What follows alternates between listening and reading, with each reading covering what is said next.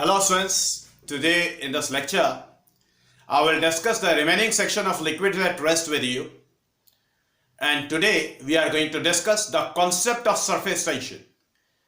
And remember one thing, the concept of surface tension is a very important part of the liquids at rest.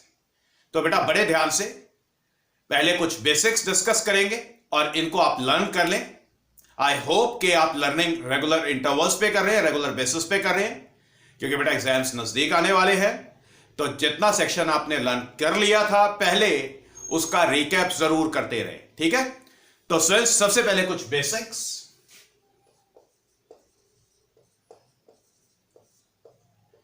The very first thing, the force of adhesion. इसको adhesive force भी कहते हैं. अब बेटा ये force of adhesion क्या होता है? It is simply the force of attraction between the molecules of the different substances. Okay, for example, let us suppose, बेटा साथ साथ ये statements जो मैं dictate करूंगा नोट कर लेना. Let us suppose it is the molecule of the substance A and it is the molecule of the substance B. So since the molecules of the different substances are considered and the force of attraction between the molecules of the different substances is given the name the force of adhesion or simply adhesive force. Okay, now what happens? Let us suppose that small r is the distance between these two molecules, and these two molecules they attract each other with a force. Let us suppose Fa, and this Fa is the adhesive force. This adhesive force Fa, it depends on the distance between the molecules, and the dependence is it varies inversely as the seventh power of the distance between the molecules. तो सिर्फ molecules के बीच में अगर separation बेटा negligibly small amount से भी change होता है तो ये जो adhesive force है ये drastically इसका magnitude कम होता है. इसीलिए बेटा इनको आपने शायद केमिस्ट्री के अंदर वंडरवॉल फोर्सेस किया था. ये बेसिकली सिर्फ वंडरवॉल फोर्सेस के ही कुछ नाम हैं, ठीक है स्टूडेंट्स. तो ये वीक वंडरवॉल फोर्सेस होती हैं.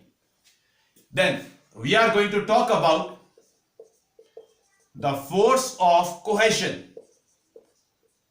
Force of cohesion. बेटा जो force of cohesion है या cohesive force है, it exists between the molecules of the same substances. Let us suppose it is the molecule say A, okay, of the any substance, okay, and it is say the other molecule of the same substance. Now since these two molecules, let us suppose they are again separated by the distance AR. Now these two molecules, they also attract each other by the force which is given the name cohesive force. This cohesive force, it is always, it depends on the distance and it varies according to the seventh power of the distance. Okay students? याद रहे inverse relationship है. The cohesive force in magnitude is inversely proportional to r raised to power 7, that is distance raised to power 7. Got it? Okay. Then students, the third thing is the molecular range. Molecular range. बेटा देखिए molecular range को clear करने के लिए let us suppose we are having a container और container के अंदर कोई एक लिक्विड है. कंटेनर के अंदर जब कोई एक लिक्विड है तो लिक्विड के अंदर आइडेंटिकल मॉलिक्यूल्स एग्जिस्ट करेंगे. क्लियर? बहुत सारे मॉलिक्यूल्स एग्जिस्ट करेंगे. तो हम किसी भी एक पर्टिकुलर मॉलिक्यूल के मॉलिक्यूलर रेंज को समझने की कोशिश कर रहे हैं. ध्यान से देखिए. Late us suppose it is the molecule बेटा जिसके मॉलिक्यूलर रेंज की बात होगी. अब क्योंकि स्विच गिवन सब्सटेंस चाहे सॉलिड हो या लिक्विड हो, डेंसिटी यूनिफॉर्म होता है और जो मॉलिक्यूलर सेपरेशंस होंगे वो सेम होंगे. तो we are going to consider the series of molecules. We are considering the series of molecules. Okay बेटा हम ये जो मॉलिक्यूल ए है इस मॉलिक्यूल ए के मॉलिक्यूलर रेंज की बात कर रहे हैं. लेट अस सपोज बेटा ये मॉलिक्यूल ए इस मॉलिक्यूल को सेकंड मॉलिक्यूल को अट्रैक्ट कर लेता है. मॉलिक्यूल ए नेक्स्ट मॉलिक्यूल को भी अट्रैक्ट कर लेता है. This molecule A is capable of attracting this molecule also, लेकिन ये मॉलिक्यूल ए बेटा इस मॉलिक्यूल को अट्रैक्ट नहीं कर पाता है। क्लियर? तो देखिए इस मॉलिक्यूल का इंफ्लुएंस बेटा सिर्फ इतने डिस्टेंस तक है, तो मॉलिक्यूल ए का इंफ्लुएंस इतने डिस्टेंस तक है, तो ये जो डिस्टेंस है इस डिस्टेंस को मॉलिक्यूलर रेंज बोलेंगे। तो मॉलिक्यूलर रेंज किसी भी मॉलिक्यूल का क्या होता है? It is the maximum distance up to which the given molecule can exert force on the other molecules. ये बात समझ आ गई? So we are going to say that this distance is say the molecular range. Got it? इतने distance में ये molecule सभी molecule के ऊपर फोर्स लगाएगा, अट्रैक्टिव फोर्स लगाएगा। समझ आ गई बात? ओके, तो तीन बातें क्लियर हो गई है। अब बात करेंगे स्फीयर ऑफ इंफ्लुएंस की। तो आप एक बार इसको कॉपी कर लें।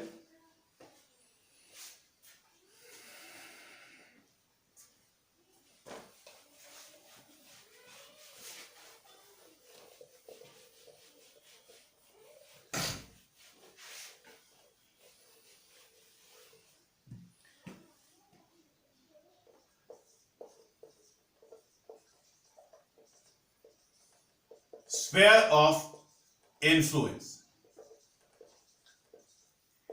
So, sphere of influence given molecule का होता है।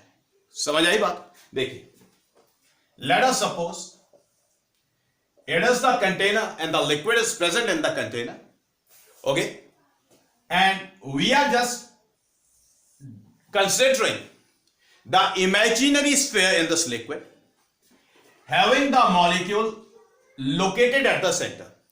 तो बेटा जो स्फीयर ऑफ इंफ्लुएंस है मॉलिक्यूल का है जो कि सेंटर पर लोकेटेड है। क्लियर?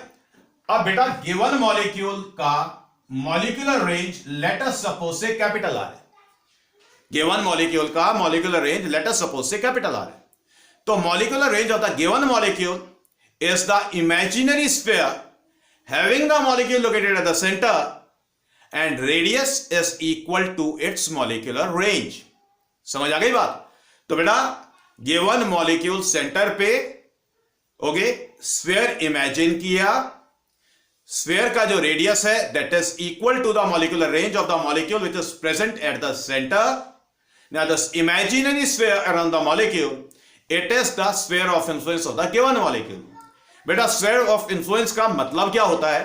स्फीयर ऑफ इंफ्लुएंस का यह मतलब है कि बेटा इस पूरे स्फीयर में जितने भी मॉलिक्यूल्स एग्जिस्ट करेंगे, चाहे वो सरफेस पर हो या स्फीयर के इंटीरियर में हो, जो मॉलिक्यूल सेंटर पे है वो सभी मॉलिक्यूल्स के साथ इंटरेक्ट करेगा। मतलब सेंटर वाला मॉलिक्यूल सभी के ऊपर फोर्स लगाएगा और बाकी मॉलिक्यूल्स भी उसके ऊपर फोर्स लगाएंगे। अगर कोई मॉलिक्यूल इस स्फीयर के बाहर है तो सेंटर पर जो मॉलिक्यूल प्रेजेंट है ये मॉलिक्यूल इसके साथ इंटरेक्ट नहीं करेगा। बात समझ आ गई?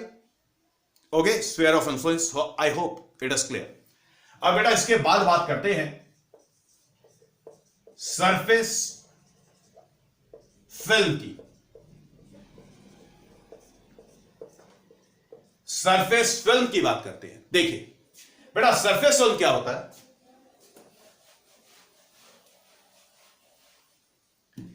Let us suppose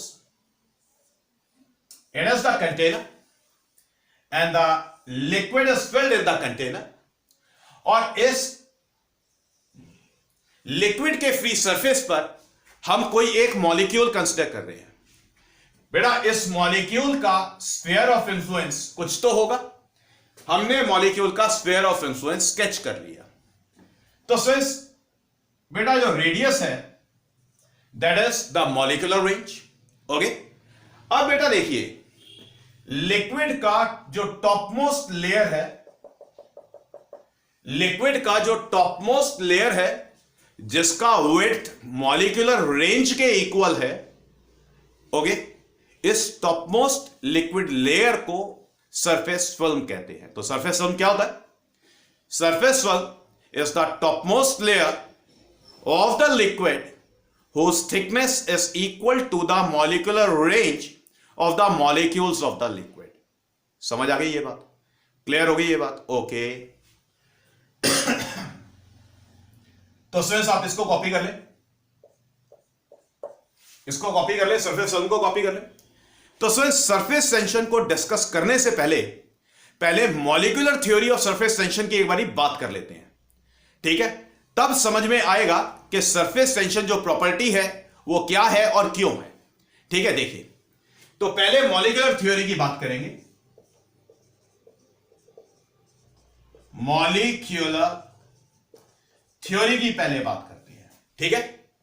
तो मॉलिक्यूलर थ्योरी में we are considering the liquid which is present inside the container, और यहां पर हम बेटा 3 डिफरेंट मॉलिक्यूल्स को कंसिडर करने वाले हैं। बेटा we are considering the molecule a whose sphere of influence it completely exists inside the liquid। तो बेटा molecule A,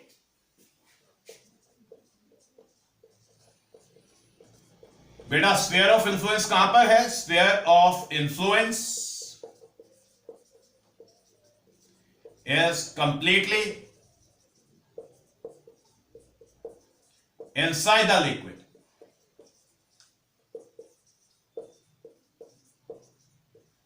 Okay, then we are going to consider the second molecule से B, और second molecule B को बेटा surface film में consider करेंगे। वो जो टॉप मोस्ट लेयर है वहां पर नहीं, उससे थोड़ा सा नीचे। तो students let us suppose say it is the molecule से B। तो मॉलिक्यूल B को हमने सरफेस फिल्म में कंसिडर किया है। मॉलिक्यूल B, और मॉलिक्यूल B का जो स्फीयर ऑफ इंफ्लुएंस है वो कंप्लीटली इनसाइड द लिक्विड आपको नहीं दिखाई दे रहा है, उसका एक पार्ट आपको बाहर दिखाई दे रहा है। So the sphere of influence it partially lies outside the free surface of the liquid. Sphere of influence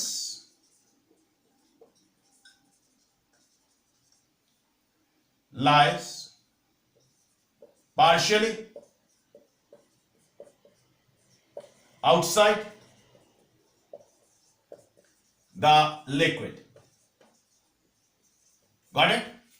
अब बेटा थर्ड मॉलिक्यूल को कंसिडर करेंगे, which is the molecule C, और ये molecule C top most liquid layer पर है।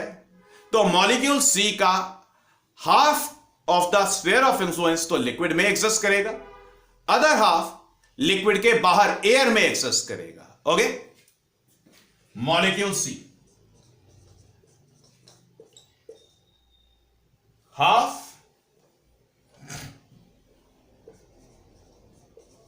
Of the sphere of influence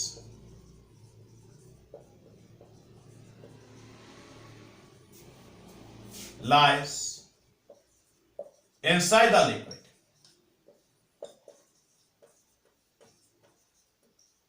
आपको दिखाई दे? Got it? अब स्टूडेंट्स इन तीनों मॉलिक्यूल्स पर जो नेट फोर्स लगेगा उसको अंडरस्टैंड करने की कोशिश करते हैं।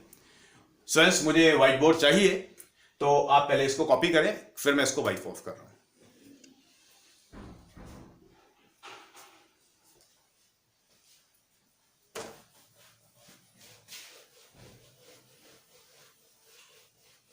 अब देखिए सर, पहले हम बात करेंगे मॉलिक्यूल ए की। मॉलिक्यूल ए की बात करेंगे। देखिए मॉलिक्यूल ए का लेट अस सपोज से ये स्फीयर ऑफ इंफ्लुएंस है। हम इस स्फीयर ऑफ इंफ्लुएंस के 2 इक्वल पार्ट्स करते हैं। मॉलिक्यूल ए सेंटर पर है, गॉट इट? तो अपर हाफ और लोअर हाफ में जो number density of the molecules होगा वो सेम होगा। तो अपर हाफ में हम 2 मॉलिक्यूल्स कंसिडर कर रहे हैं। अपर हाफ में हम 2 मॉलिक्यूल कंसिडर कर रहे हैं जो कि एक दूसरे के मिरर इमेजेस हैं, एक दूसरे के मिरर इमेजेस हैं। तो फ्रेंड्स ये मॉलिक्यूल ए, बेटा ये वाला जो मॉलिक्यूल है, ये मॉलिक्यूल ए के ऊपर इस डायरेक्शन में कोहेसिव फोर्स लगाएगा। ये वाला मॉलिक्यूल ये भी मॉलिक्यूल ए के ऊपर एग्जैक्टली सेम कोहेसिव फोर्स लगाएगा। अब मान लेते हैं फ्रेंड्स कि बेटा ये वाला एंगल थीटा है, ये वाला एंगल भी थीटा हो जाएगा।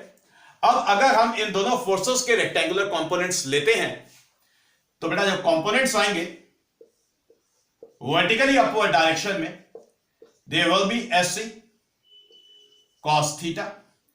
इस वाले फोर्स का जो कंपोनेंट आएगा that is also SC cos theta, और जो हॉरिजॉन्टल कंपोनेंट्स आएंगे they are SC sin theta and again SC sin theta.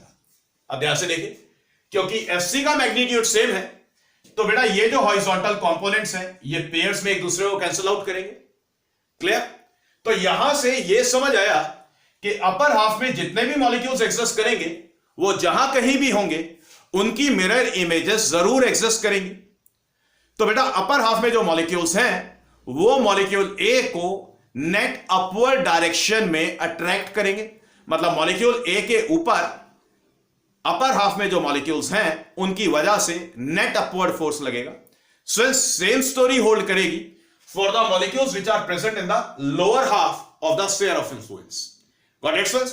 तो लोअर हाफ में भी ध्यान से देखें, हमने दो मॉलिक्यूल्स फिर कंसीडर किए, मिरर इमेजेस फिर से एक्सेस कर रही है, कोहेसिव फोर्सेस आ रही है, हॉरिजॉन्टल कंपोनेंट्स फिर से कुछ ऐसे आएंगे जो कि कैंसिल आउट हो जाएंगे।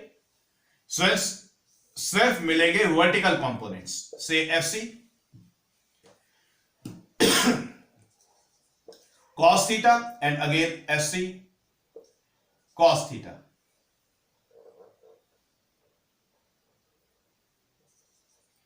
ओके, तो ध्यान से देखिए, मॉलिक्यूल ए के ऊपर ये अपर हाफ है और यहां पर लोअर हाफ है। अपर हाफ में मॉलिक्यूल्स ने नेट अपवर्ड फोर्स लगाया, लोअर हाफ के मॉलिक्यूल्स ने नेट फोर्स डाउनवर्ड लगाया। टोटल अपवर्ड और डाउनवर्ड फोर्सेस दोनों एक दूसरे के इक्वल हैं, जिसकी वजह से दोनों फोर्सेस एक दूसरे को कैंसिल आउट करेंगी। So the net force on molecule A is 0। Molecule A पर जो नेट फोर्स लगेगा दैट विल बी 0। अब अगर हम मॉलिक्यूल बी को देखें, ध्यान से देखिए, मॉलिक्यूल बी का स्फीयर ऑफ इन्फ्लुएंस कुछ आपको लिक्विड के बाहर दिखाई दे रहा है। मैं शेड कर रहा हूं पोर्शन को, तो ये जो शेडेड पोर्शन है ये स्फीयर ऑफ इन्फ्लुएंस का लिक्विड के बाहर है। तो स्टूडेंट्स मान लेते हैं कि ये स्फीयर ऑफ इन्फ्लुएंस का वो वाला सेक्शन है जो लिक्विड की फ्री सरफेस से बाहर है। तो जो मॉलिक्यूल्स एक्सेस करेंगे अपर हाफ के अंदर वो अनशेडेड पोर्शन में एक्सेस करेंगे। ठीक है, जिसकी वजह से लोअर हाफ के अंदर जितने भी मॉलिक्यूल्स एक्सेस कर रहे हैं उनका नंबर ज्यादा है than the number of molecules which are present in the upper half. तो अपर हाफ में जो मॉलिक्यूल्स हैं वो मॉलिक्यूल के ऊपर जितना भी अपवर्ड फोर्स लगाएंगे, late us suppose that is F1। Clear? Lower half में क्योंकि नंबर ऑफ मॉलिक्यूल्स ज्यादा है तो लोअर हाफ में जो डाउनवर्ड फोर्स आएगा late us suppose that is F2। तो students this F2 it will be greater than F1, जिसकी वजह से ये जो मॉलिक्यूल B है it will experience the net force which is in the downward direction। ये बात समझ आ रही? मॉलिक्यूल A का स्फीयर ऑफ इन्फ्लुएंस पूरा लिक्विड में, मॉलिक्यूल A ने नेट फोर्स 0 एक्सपीरियंस किया बाकी लिक्विड मॉलिक्यूल्स की वजह से। मॉलिक्यूल बी का स्फीयर ऑफ इन्फ्लुएंस पूरा लिक्विड के अंदर नहीं है, थोड़ा सा बाहर है, जिसकी वजह से number of molecules in the upper half they are smaller than the number of molecules in the lower half, जिसकी वजह से मॉलिक्यूल बी पर नेट फोर्स डाउनवर्ड डायरेक्शन में लगेगा। बात समझ आ गई? Now the same story will hold for the molecule C. तो बेटा मॉलिक्यूल सी को देखिए, मॉलिक्यूल सी का स्फीयर ऑफ इन्फ्लुएंस बेटा अपर हाफ में तो लिक्विड मॉलिक्यूल्स बहुत ही कम एक्सेस करेंगे जो कि वेपर स्टेट में होंगे। किसमें होंगे? वेपर स्टेट में। तो लोअर हाफ में क्योंकि maximum number of liquid molecules access कर रहे हैं तो सारे मॉलिक्यूल्स जो लोअर हाफ में है वो मॉलिक्यूल सी के ऊपर नेट फोर्स डाउनवर्ड डायरेक्शन में लगाएंगे।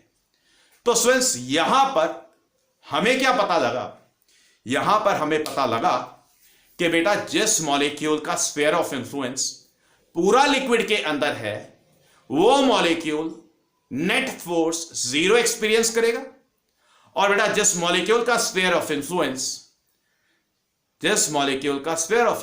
लिक्विड से हल्का सा भी बाहर है वो liquid molecule net force experience करेगा जो कि डाउनवर्ड डायरेक्शन में होगा।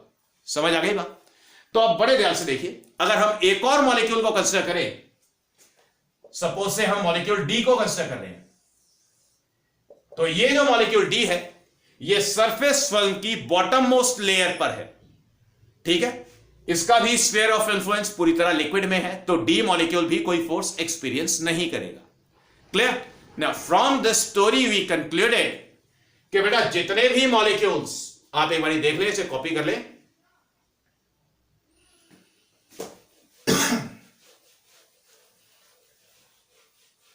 तो बेटा यहां से यह पता लगा कि सरफेस फिल्म के अंदर जितने भी मॉलिक्यूल्स हैं they are experiencing the net force in the downward direction. अब आप इमेजिन करिए, अगर किसी भी मॉलिक्यूल को, लेट अस सपोज से हम मॉलिक्यूल ई को कंसीडर करते हैं, अगर इस मॉलिक्यूल ई को हमें मूव कराकर सरफेस फिल्म में एडजस्ट करना हो, पहुंचाना हो, तो स्टूडेंट्स हमें वर्क करना पड़ेगा against the net force which was in the downward direction. तो बेटा जब हमने वर्क किया तो ये जो हमारा वर्क डन है ये लिक्विड की पोटेंशियल एनर्जी को इंक्रीज करेगा। बात समझ आ गई? इतना काम क्लियर हुआ। अब अगर लिक्विड इक्विलिब्रियम में है, तो लिक्विड का जो पोटेंशियल एनर्जी है दैट इज मिनिमम। अगर पोटेंशियल एनर्जी मिनिमम है तभी तो लिक्विड इक्विलिब्रियम में है।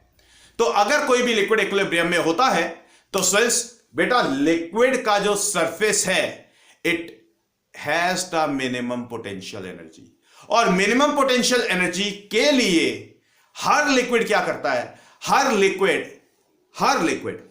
लिक्विड का जो फ्री सरफेस है जिसको सरफेस फिल्म बोलेंगे, सरफेस फिल्म के अंदर अगर नंबर ऑफ मॉलिक्यूल्स मिनिमम रहेंगे तो स्टूडेंट्स नेट फोर्स मिनिमम रहेगा, जिसकी वजह से पोटेंशियल एनर्जी मिनिमम रहेगा। बात समझ आ गई?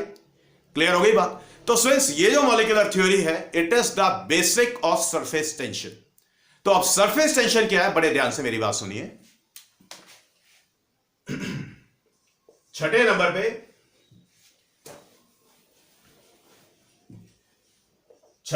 पे सरफेस टेंशन।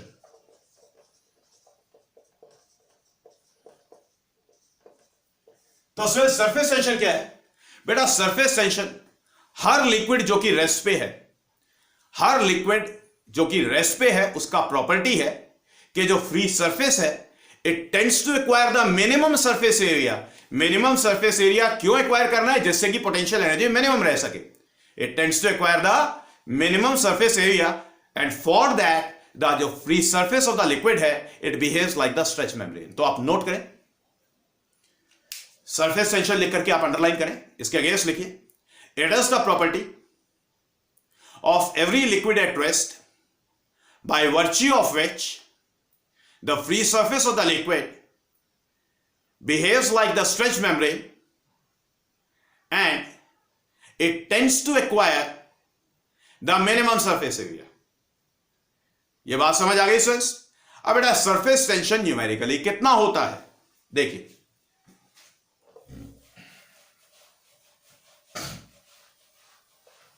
समझिए। Again let us suppose we are considering the liquid, और लिक्विड का ये फ्री सरफेस है। अब अगर हम ऑब्जर्वर हैं और ऊपर से फ्री सरफेस को देख रहे हैं, तो लेट अस सपोज से मैंने फ्री सरफेस को सर्कल की फॉर्म में कंसीडर कर लिया। अब बेटा इस फ्री सरफेस पे हम कोई भी एक स्ट्रेट लाइन इमेजिन करें, तो ये जो स्ट्रेट लाइन है it is tangential to the free surface of the liquid. पहली बात, tangential to the free surface of the liquid. तो बेटा इस लाइन ए बी ने बेटा देखिए फोर्स एक्सपीरियंस किया दोनों साइड पे। ये जो लाइन है दोनों साइड पे फोर्स एक्सपीरियंस करेगी, और जो फोर्स का डायरेक्शन है that is perpendicular to this line and the force is experienced by the line on both the sides, that is on the left and on the right. और ये जो force है ये टेंजेंशियल फोर्स है, ये जो force है ये टेंजेंशियल फोर्स है, it is tangential to the free surface of the liquid.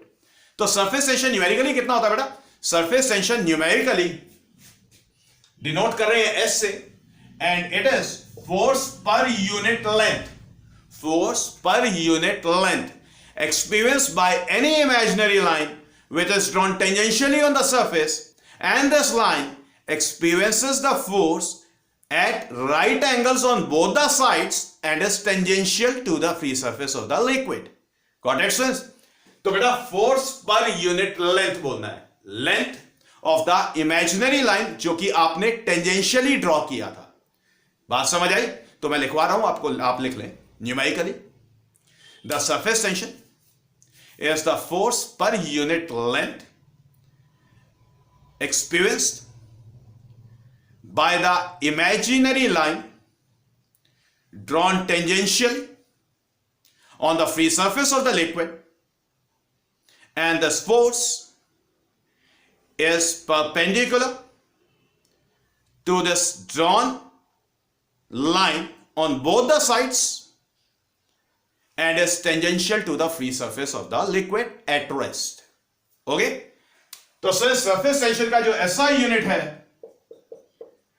Surface tension का जो SI यूनिट है, इट इज न्यूटन पर मीटर, इट इज न्यूटन पर मीटर. Got it friends?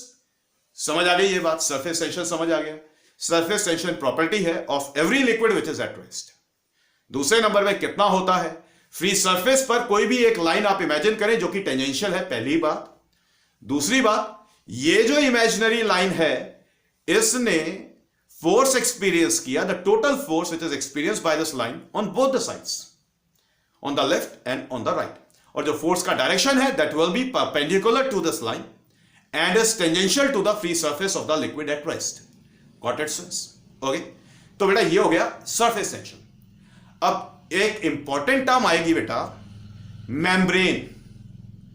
बेटा जैसे जब हम ओनियन को काटते हैं और उसकी पील्स निकालते हैं तो बेटा एक मेम्ब्रेन निकलती है. जब पील्स निकलेंगी तो बीच में मेम्ब्रेन निकलती है. जो मेम्ब्रेन होता है it is the very fine layer, it is the very fine layer.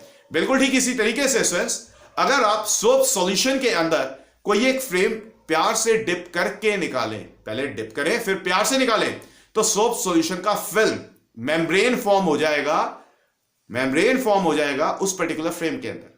तो ये जो मेम्ब्रेन होता है या फिल्म होता है, ये क्या होता है? It is the thin liquid layer. Membrane क्या होता है? सातवीं बात बेटा, membrane, liquid membrane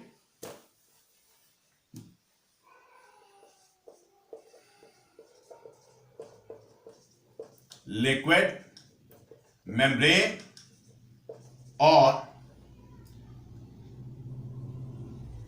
liquid film, ये क्या होता है? It is the thin layer of the liquid, the thin layer of the liquid. Okay? अब बड़े ध्यान से सुनिए बेटा, ये जो लिक्विड मेम्ब्रेन या लिक्विड फिल्म मैंने आपके साथ में इंट्रोड्यूस किया है, मैंने क्यों किया है? ओके, देखिए देखिए, कंटेनर आपको दिखाई दे रहा है बेटा, कंटेनर के अंदर आपको लिक्विड दिखाई दे रहा है, लिक्विड के ऊपर आपको एयर दिखाई दे रहा है. तो ये जो डार्क लाइन आपको दिखाई दे रही है इसको बोलते हैं interface, the free surface of the liquid. क्या बोलेंगे इसको? Free surface of the liquid. ये फ्री सरफेस बेटा वो वाला लिक्विड लेयर है जो लिक्विड को एयर से सेपरेट आउट करता है. समझ आ गई बात? क्लियर हो गई बात? अब अगर आप लिक्विड ड्रॉप की बात करें, let us suppose say we are talking about the liquid drop. तो लिक्विड ड्रॉप में यहां पर अंदर लिक्विड है, बाहर एयर है. तो फिर से फ्रेंड्स यहां पर ये जो आपको डार्क कर्व दिखाई दे रहा है ये free surface of the liquid है. तो फ्रेंड्स जब लिक्विड कंटेनर में है या लिक्विड ड्रॉप है तो याद रहे सिर्फ एक फ्री सरफेस होता है। कितना फ्री सरफेस होता है? सिर्फ एक फ्री सरफेस होता है, ओनली वन फ्री सरफेस। सिर्फ एक लिक्विड लेयर है, सिर्फ एक लिक्विड लेयर है जो लिक्विड को एयर से सेपरेट आउट कर रही है। बात समझ आ गई? अब आप ऐसा करें, सोप बबल को कंसीडर करें। बेटा सोप बबल में क्या होता है? अंदर एयर होता है, सोप सॉल्यूशन मतलब लिक्विड सॉल्यूशन है, और बाहर एयर होता है। तो सोप बबल में बड़े ध्यान से देखिए, ये अंदर वाला इंटरफेस आपको दिखाई दे रहा है, बाहर वाला इंटरफेस आपको दिखाई दे रहा है। तो ये अंदर वाला इंटरफेस लिक्विड और एयर को सेपरेट आउट कर रहा है, बाहर वाला इंटरफेस ये भी लिक्विड और एयर को सेपरेट आउट कर रहा है। तो सोप बबल के केस में we are having a thin soap solution, we are having a thin layer of the soap solution. बेटा जब ये thin layer of the soap solution है, यहां पर इसको बोलते हैं मेम्ब्रेन। क्या बोलते हैं इसको? इसको आपने मेम्ब्रेन बोलना है। क्लियर? तो मेम्ब्रेन में बेटा हमेशा याद रखें कि दो फ्री सरफेसेस होंगी। कितनी फ्री सरफेसेस होंगी? दो फ्री सरफेसेस होंगी। सोप बबल में टू फ्री सरफेसेस। बेटा फ्री सरफेस वो वाली बाउंड्री जो एयर को लिक्विड से सेपरेट आउट करे। क्लियर? अब आप इमेजिन करिए, अगर हम एक स्क्वायर फ्रेम लें, अगर हम एक स्क्वायर फ्रेम लें कुछ ऐसा, और इस स्क्वायर फ्रेम को हम सोप सॉल्यूशन में डिप करके बड़े प्यार से बाहर निकालें, तो फिर सोप सॉल्यूशन का एक थिन लेयर यहां पर एग्जिस्ट करेगा। क्लियर? अब इस फ्रेम को अगर हम ऐसे देखते हैं तो ऊपर की साइड पर एयर है, नीचे की साइड पर एयर है, तो फिर से यहां पे दो फ्री सरफेसेस है।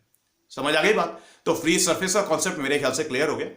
फ्री सरफेस वो वाली बाउंड्री जो लिक्विड को एयर से सेपरेट आउट करे। क्लियर? जब आपने लिक्विड को कंटेनर में फिलअप किया है तो सिर्फ एक फ्री सरफेस है। अगर आप लिक्विड ड्रॉप को कंसीडर कर रहे हैं तो भी एक फ्री सरफेस है। सोप बबल है तो दो फ्री सरफेसेस हैं। अगर बेटा सोप सॉल्यूशन का एक फिल्म है, सोप सॉल्यूशन का एक फिल्म है, फिल्म बोलते हैं, तो यहां पे दो फ्री सरफेसेस होती हैं। गॉट इट सिर्फ? तो सिर्फ आज के लिए सिर्फ इतना। आज हमने सरफेस टेंशन का बेसिक क्लियर करना था। बेटा जो इसका एनालिटिकल पार्ट है वो नेक्स्ट लेक्चर के अंदर कवर करेंगे। ठीक है? So this is all for today.